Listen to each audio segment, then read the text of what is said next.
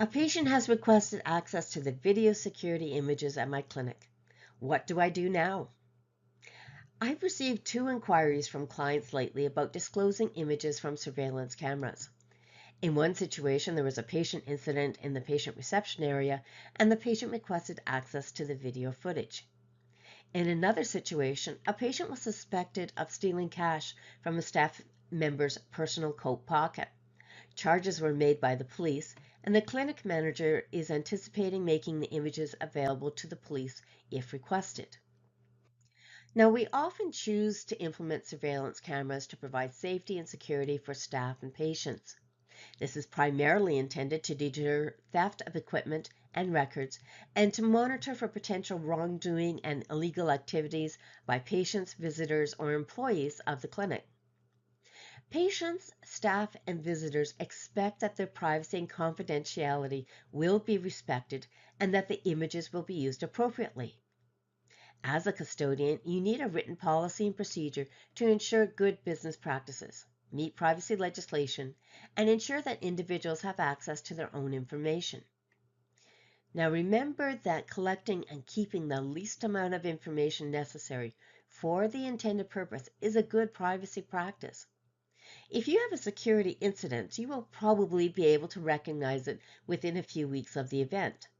Keeping all digital images longer than is necessary is not recommended. If an incident occurs, the video will be reviewed immediately.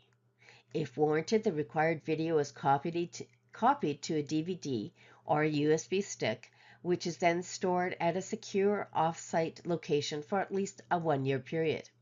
For example, if there is a potential for involvement of the authorities, such as the police, the insurance companies, or the Office of the Information and Privacy Commissioner, to access the videos in an investigation of a suspected privacy and security breach. Now, the video images can be exported from the security system into a video file format and stored to a separate memory device, like the DVD or USB stick.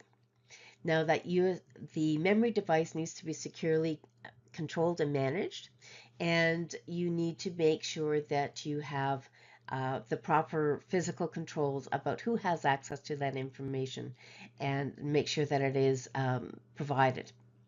Now, when the patient requests access to the information, you will export the information from your security system, and then you're going to screen or obscure the information of all other persons not connected with that event.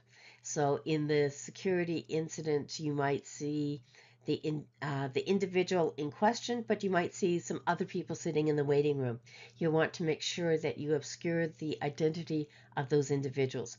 So it is redacting information on the video image rather than redacting the images on redacting words on a written document.